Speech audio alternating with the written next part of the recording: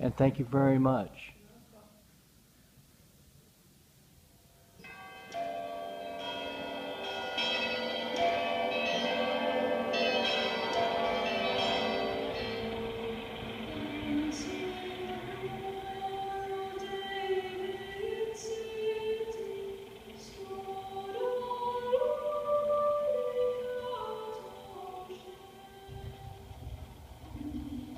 In the beginning, they were mostly Irish immigrants who had nowhere else to go.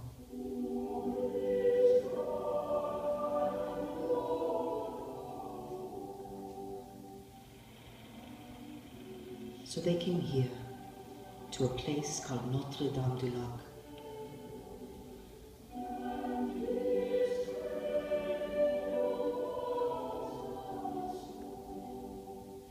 Today, from all 50 states and just about everywhere else in the world, they come by choice to a place where anything is possible,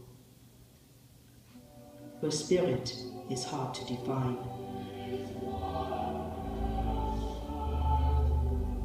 but impossible to ignore.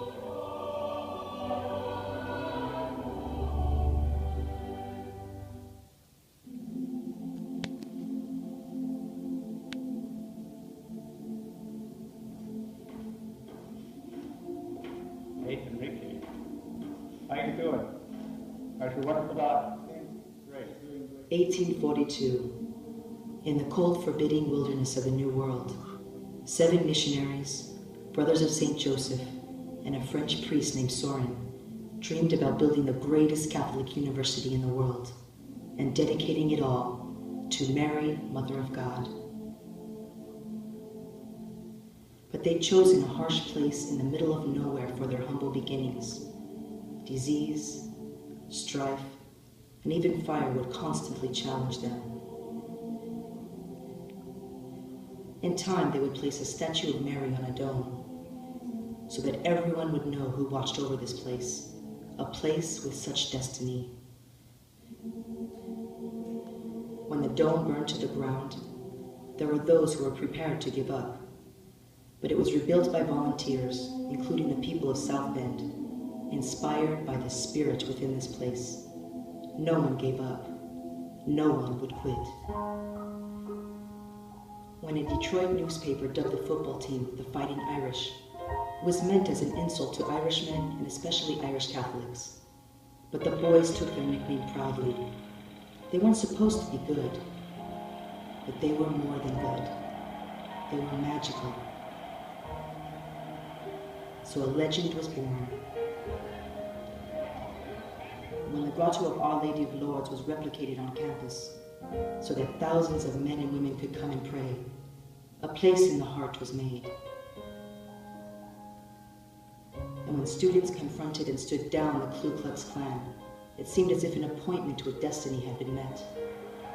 Whatever being Irish meant prior to the boys embracing their taunt of a nickname, it was pretty clear that it now stood for something more universal, for everyone and anyone who'd ever felt like an underdog in this country. And so a nation adopted the little school from the middle of nowhere. You can say it was for football, but a lot more was happening behind these ivy-covered walls. It was here, in this building, that synthetic rubber was invented. The first radio signal in America was broadcast from this steeple. It's here where the world's largest collegiate library building was built in the early 60s, where a world-renowned institute for peace would someday be built, a place where the oldest Catholic law school and the oldest Catholic engineering school in the country could be found, and where a long time ago, a priest named Corby, who would someday become president of Notre Dame, served first as chaplain for and blessed the Irish Brigade in the Civil War prior to the Battle of Gettysburg, where Notre Dame men and women like Tom Dooley would devote their lives to working with poor and suffering people all over the world.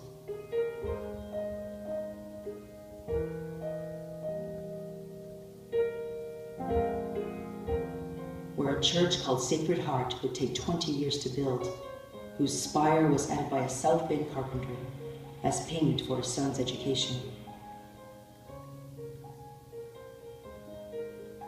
This is the place of Reverend Theodore Hesburgh, CSC, whose work for peace, human and civil rights has earned him the Presidential Medal of Freedom, the Congressional Gold Medal, and hundreds of other awards and honorary degrees.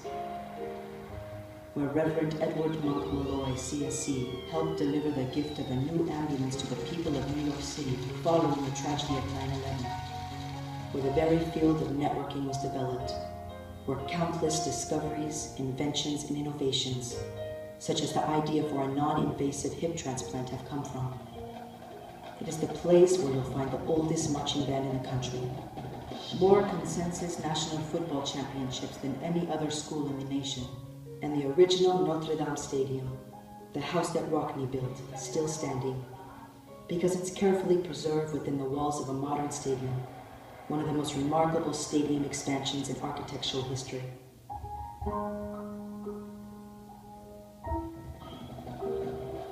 It is a place where these young women, and many more like them, have become national champions, where today students come from every walk of life, every corner of the globe, to a university that helps meet the full financial need of every student who might need help with tuition. A place where the Congregation of Holy Cross has shaped a tiny little school in the middle of nowhere into one of the most prestigious institutions of higher education in the entire world. This is Notre Dame du Lac today, where you'll find an extraordinary center for the performing arts, a place for teaching, creating, and bringing some of the greatest artists of our age to Notre Dame. Where scholarly work, whether it be science, business, law, engineering, or the humanities, is enhanced by the Catholic nature of this place.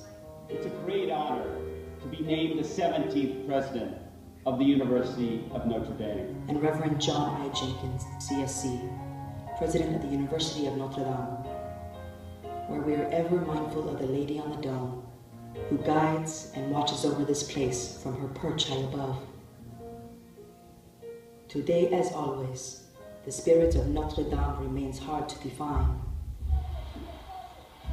but you can hear it in the echoes. You can feel it in your heart, and see it in the men and the women who call this place home.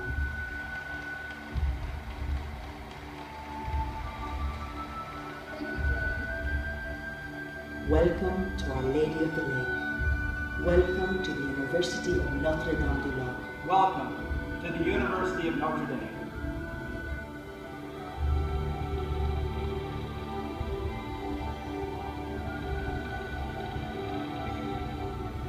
Since its founding, Notre Dame has thrived on challenge.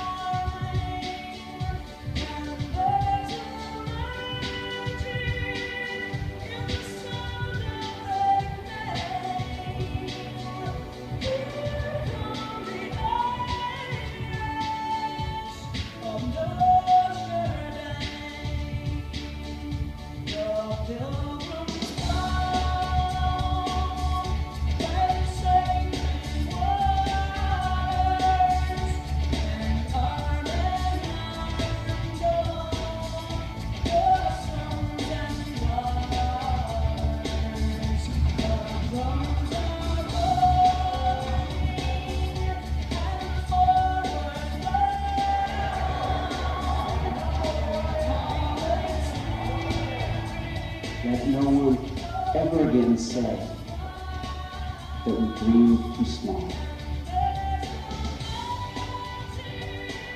If we are clear in our purpose, we will excel in our ideals.